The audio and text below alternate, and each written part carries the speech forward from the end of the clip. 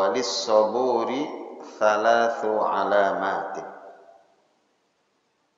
Nabi mengatakan kepada Imam Ali bin Abi Thalib karramallahu wajhah sebuah wasiat, dan ini juga diperuntukkan bagi kita semua. Walis saburi, dan bagi as-sabur, orang yang penyabar, dan bagi orang yang penyabar thalathu alamatin, 3 tanda. Kata sabur dalam tinjauan bahasa Arab atau balaghah ini kategorinya sigat mubalaghah, yang artinya superlatif. Bukan sekedar sabar, tapi sangat sabar, penyabar. Dalam Al-Qur'anul Karim lebih dari 100 kali Allah sebutkan kata sabar dengan berbagai macam bentuknya. Tapi untuk kata sabur itu sendiri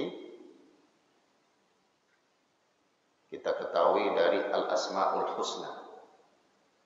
Jadi kalau kita lihat tuh Al-Asma'ul Husna yang 99, itu ada sifat Allah as-sabur.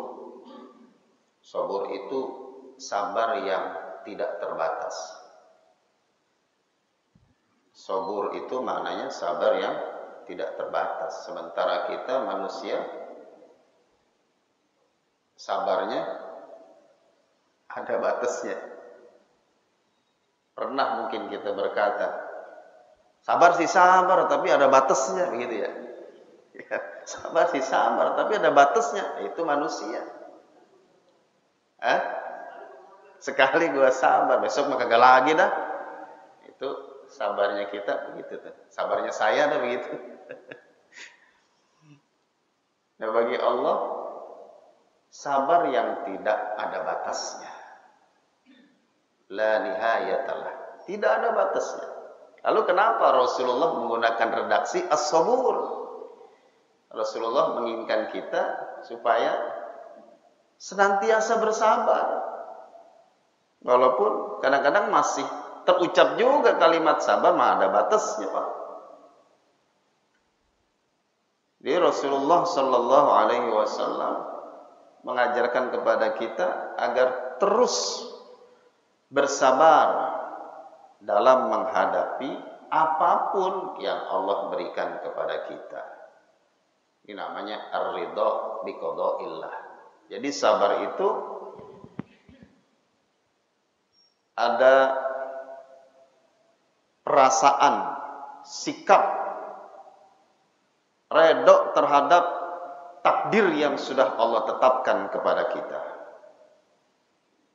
Dan takdir itu Bapak Ibu, ada yang khair, ada yang syar.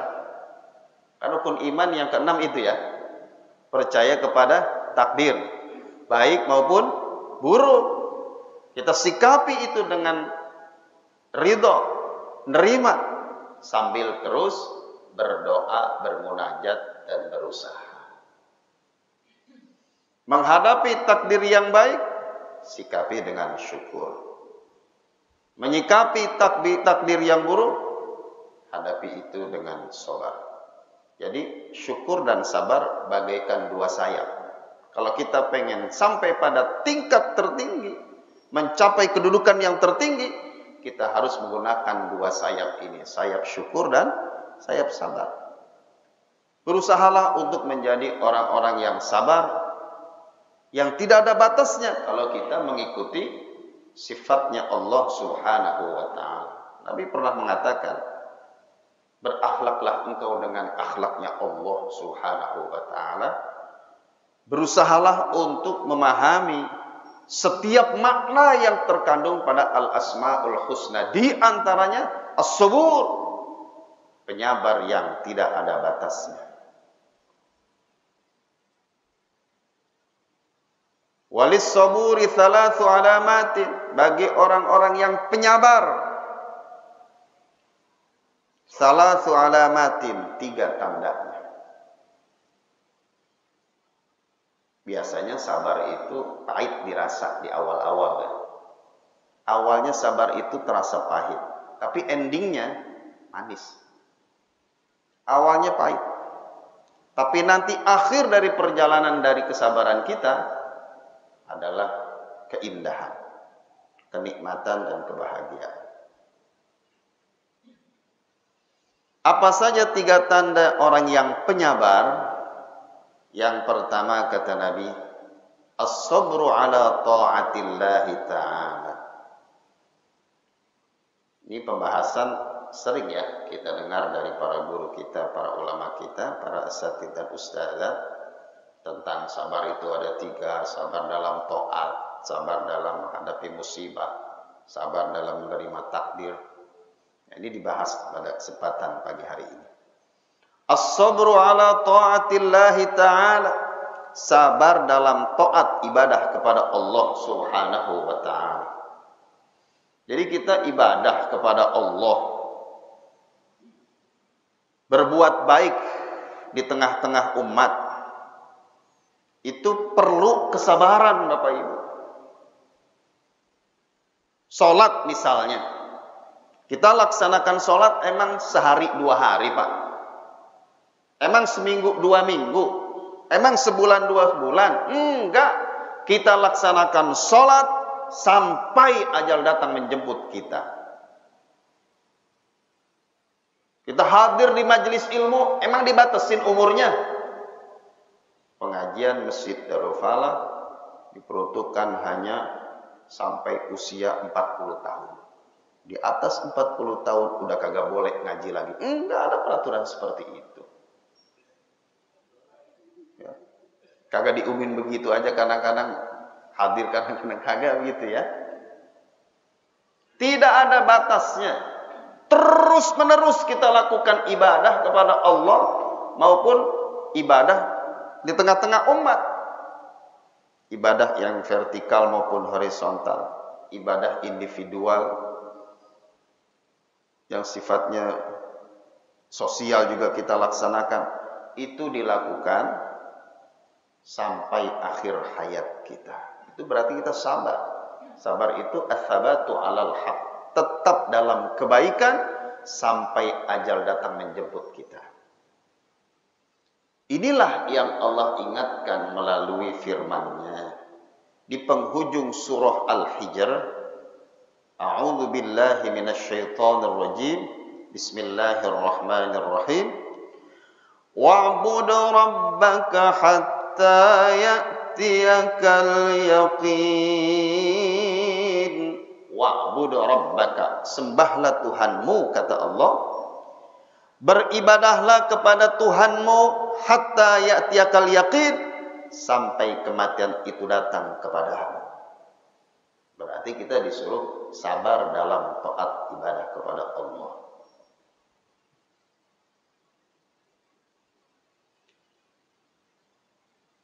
Berarti nggak ada batasnya tuh, ya.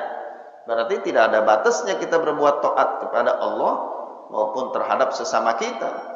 Yang membuat kita berhenti melaksanakan ibadah adalah kematian. Berarti terus kita lakukan sholat berjamaah, terus kita baca Quran, terus kita bersedekah, terus kita saling membantu, bersilaturahim, bakti kepada kedua orang tua kita, hormat dan takzim kepada guru-guru kita, sayang sama anak-anak yatim, penuh perhatian dengan kaum du'afa. Itu kita lakukan dengan penuh kesabaran sampai ajal datang menjemput kita. Dalam surah Thaha ayat 132, Allah memerintahkan kita untuk sholat dan bersabar. A'udzu billahi minasyaitonir rajim. Bismillahirrahmanirrahim. Wa'mur ahlaka bis-shalah wastabir 'alaiha. Wa'mur ahlaka bis-shalah. Perintahkan keluargamu untuk sholat, wastabir 'alaiha, dan bersabarlah atas ibadah sholat itu. Ya, kita sholat, beribadah kepada Allah, bertadarus Al-Quran, belajar Al-Quran, mengajarkan Al-Quran, duduk di majlis ilmu, kumpul bersama orang-orang soleh, dekat dengan para ulama, bakti kepada ayah bunda kita, itu dilakukan dengan penuh sabar. Hanya ajal yang membuat kita berhenti dari melaksanakan taat ibadah kepada Allah Subhanahu wa Ta'ala. Itu berarti kita sabar dalam taat ibadah kepada Allah.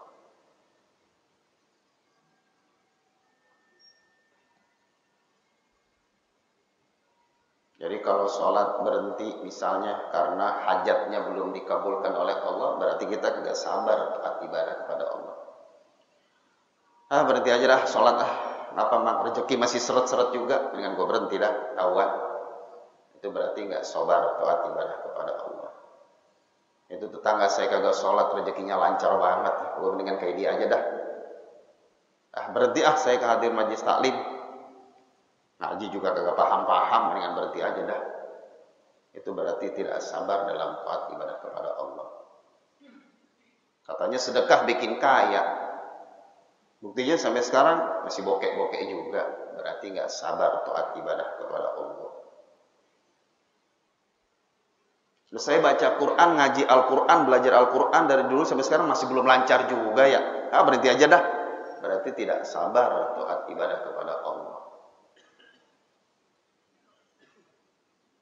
Kita hadir di majelis ilmu, ya terus. Kadang nih Bu, ada anak usia SD dititipin sama orang tuanya ke guru-guru pengajian. Selesai kelas 6 SD, berhenti.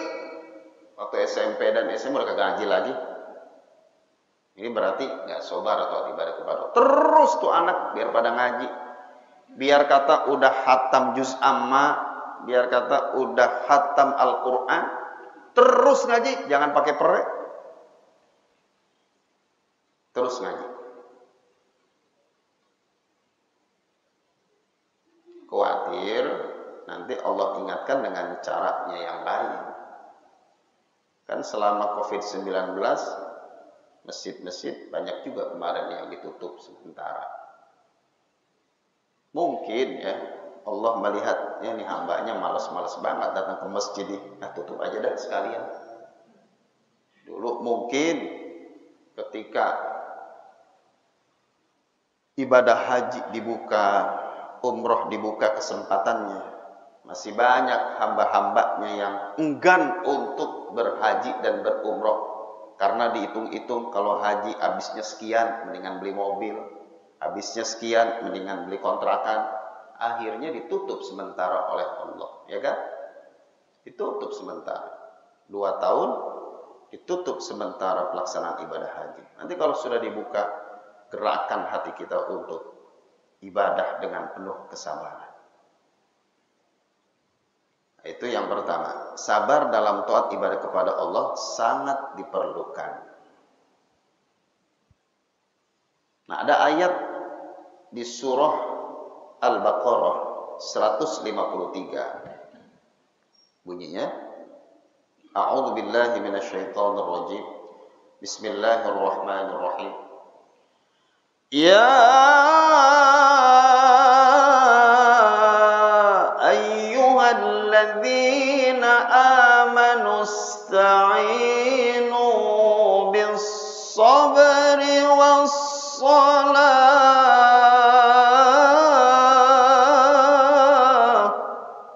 Wahai orang-orang yang beriman, mintalah pertolongan kepada Allah dengan sabar dan sholat. Sabar duluan yang disebut baru sholat, ya kan? Sabar duluan yang Allah sebut baru sholat. Sebab sholat pun butuh kesabaran. Jadi kata ulama, kenapa sabar didahulukan baru sholat? Kenapa sabar nomor 1, setelah itu nomor 2 sholat? Ya emang benar kan, rukun Islam yang kedua apa? Sholat. Dan dijelaskan oleh ulama bahwa sholat pun butuh kesabaran.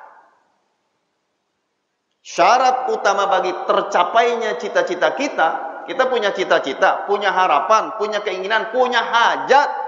hajat, cita-cita, harapan kita baru bisa dicapai dengan apa? Dengan sabar. Kesabaran.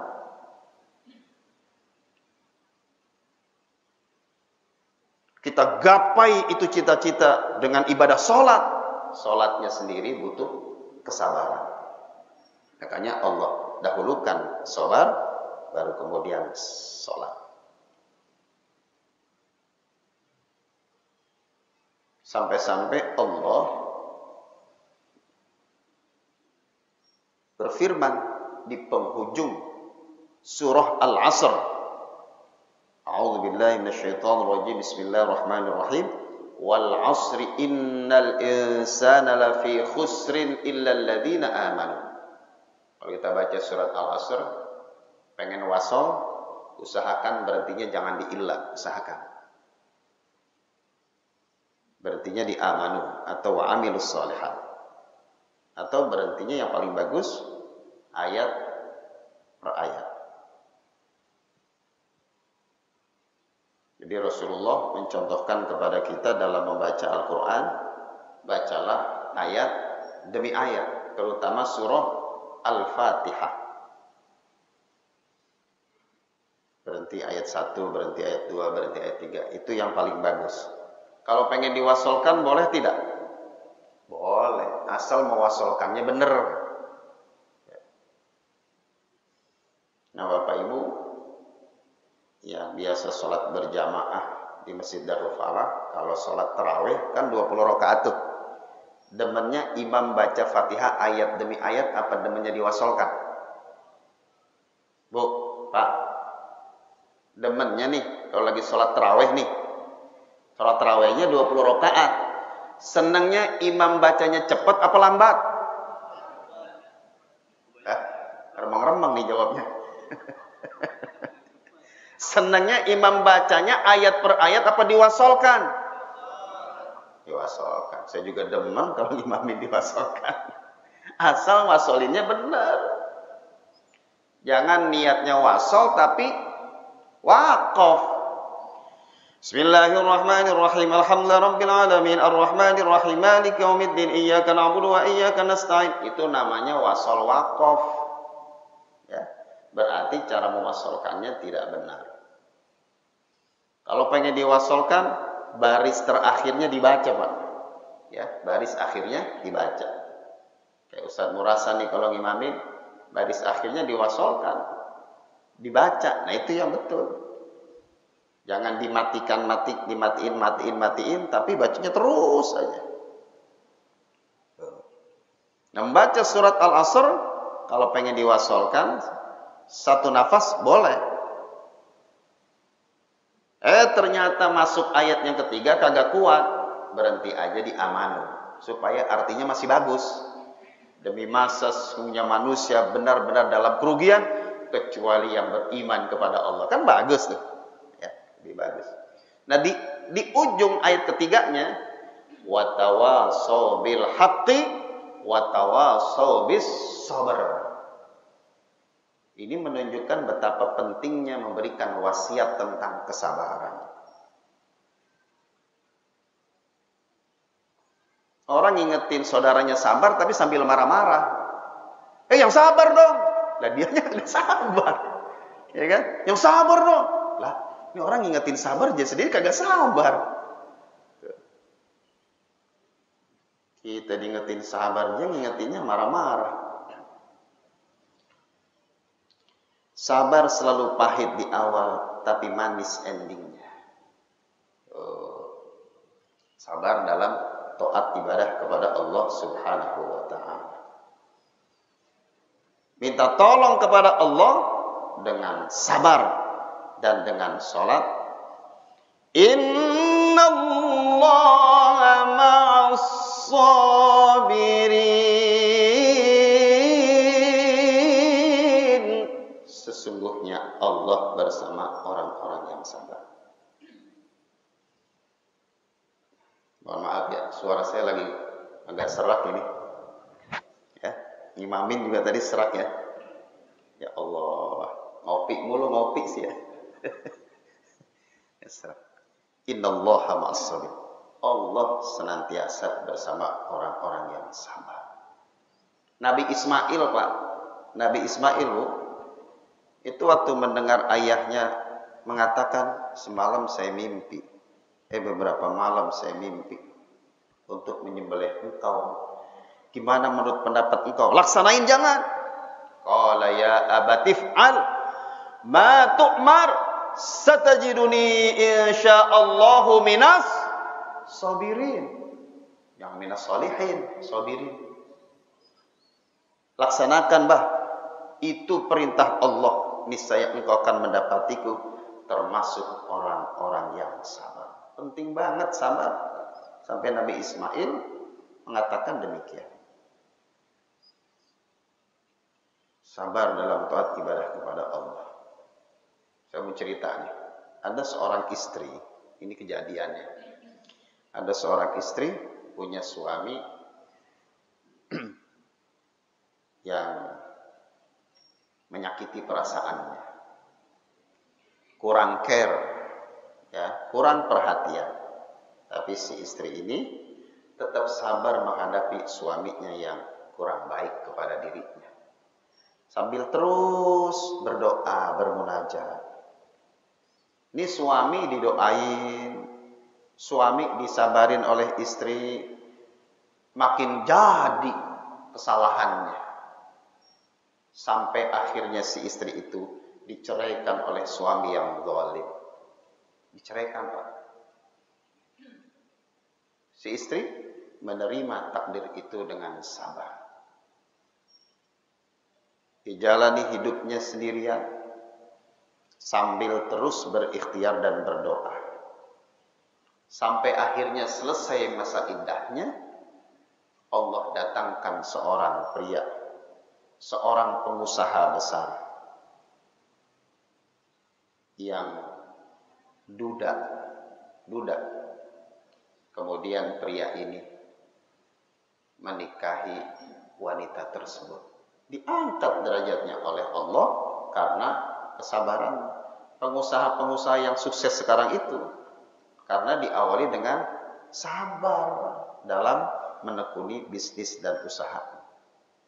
Jadi sabar itu memang tadi saya sudah katakan syarat utama bagi tercapainya keinginan dan cita-cita kita.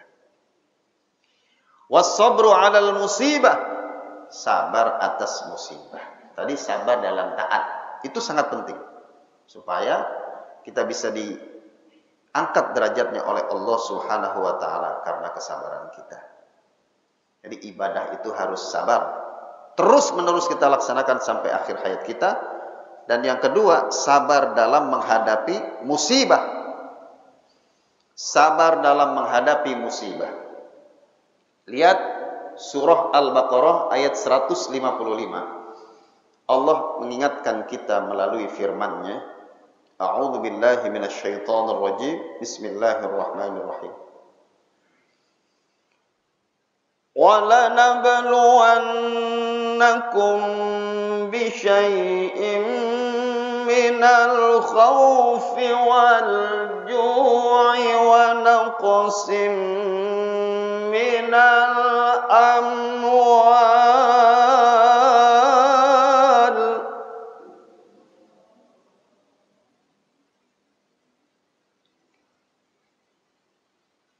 wa naqsim minal amwali wal anfusi wath thamarat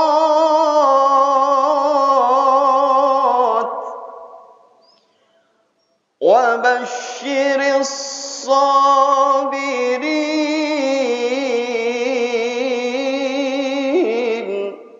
wa lanabluwannakum bisyai'in minal khawfi wal ju'i wa naqsim minal amwali wal anfusi wath thamarat. Kata Allah, sungguh kami akan uji mereka, uji kamu semuanya dengan ketakutan yang mencekam. Waktu awal-awal corona terjadi, kita semuanya ketakutan, Pak. Ya. Ngerasain takut nggak Bapak Ibu waktu awal-awal corona? Apalagi Juli kemarin. Ada rasa takut nggak? Ada rasa cemas nggak, Pak? Hah? Hebat, nggak takut, imannya kuat. Itu kan ya Allah, ambulan saban waktu, nguing, nguing, nguing, nguing, nguing. Berita duka cita, ya Allah, tiap hari ada aja. Betapa sibuknya malaikat Israel kemarin itu ya. Tiap waktu kayaknya. Ambulan, ya Allah. Itu yang sehat jadi sakit tuh Pak. Ya, besok jangan gua nih. Ya Allah. Yang sakit, lewat udah. Coba itu. Ya Allah, ya Rahman. Kita benar-benar diuji oleh Allah dengan rasa takut melalui penyakit itu. Alhamdulillah, sekarang kayaknya sudah mulai meredak ya.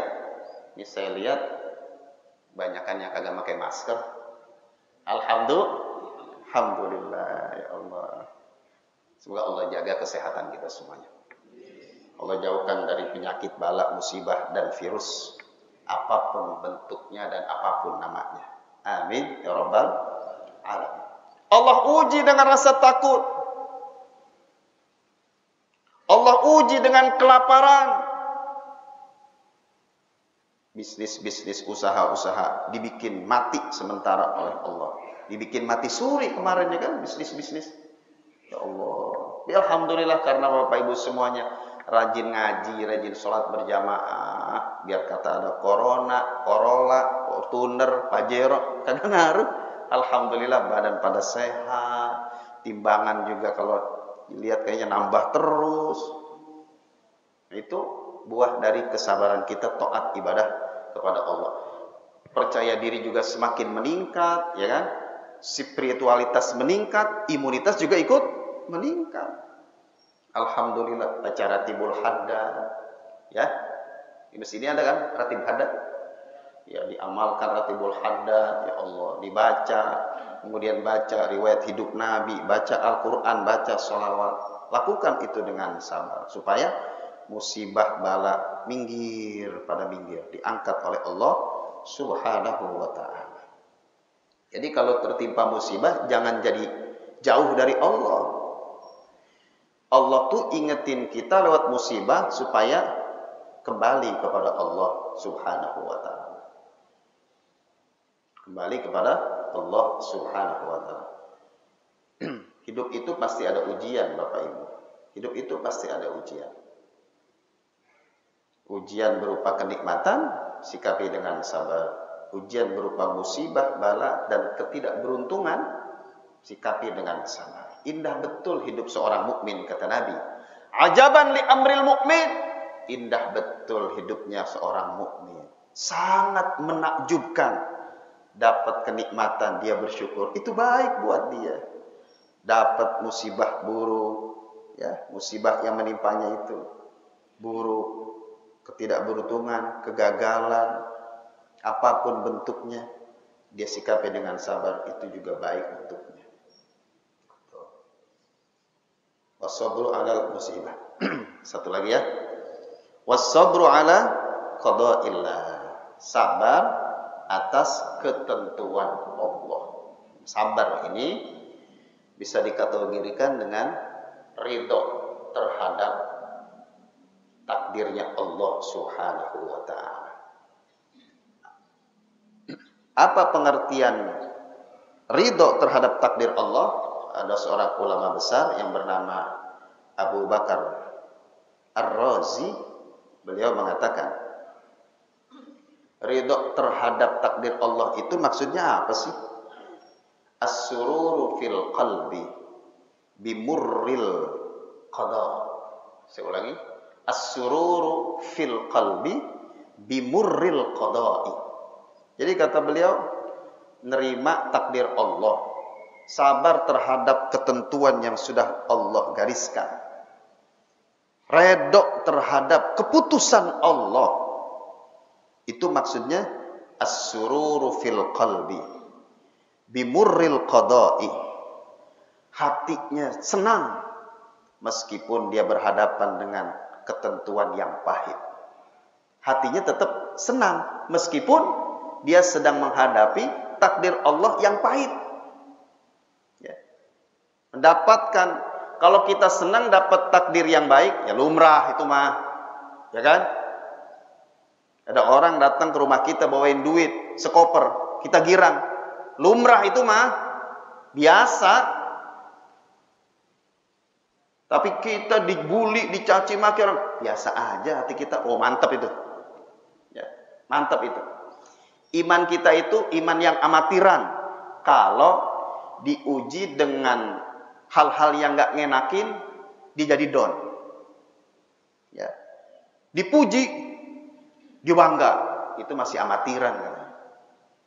Yang mantap itu, dipuji orang, biasa aja hatinya. Dihina orang, biasa aja hatinya. Sama aja begitu. Itu as-sururu fil qalbi biqada'illah. Dipuji orang, oh bapak bajunya cakep banget pak, ibu dandannya cakep banget, girang. Ibu jelek banget bu, ya Allah. Misalkan begitu tuh. Dikata baik, dia bangga.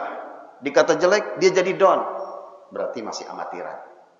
Yang mantap itu kata Abu Bakar Ar-Razi, yang mantap itu dia ditimpa musibah, mendapatkan ujian yang tidak mengenakan, mendapatkan ketidakberuntungan, kegagalan, dia artinya tetap tenang.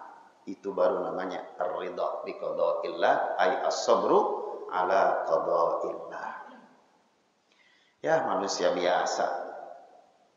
Kadang diuji dengan kenikmatan, lalai, khilaf. Kadang diuji dengan bala, penyakit, kegagalan, jadi down, sedih. Nah, kalau lagi begitu, segera kita kembali kepada Allah Subhanahu wa Ta'ala, beristighfar, bermunajat, minta pertolongan kepada Allah dengan melaksanakan ibadah kepada Allah dan berbuat baik di tengah-tengah umat manusia. Insya Allah dengan hal seperti itu, kita semuanya akan selamat hidup di dunia dan selamat di akhirat kelak. Amin ya rabbal alamin.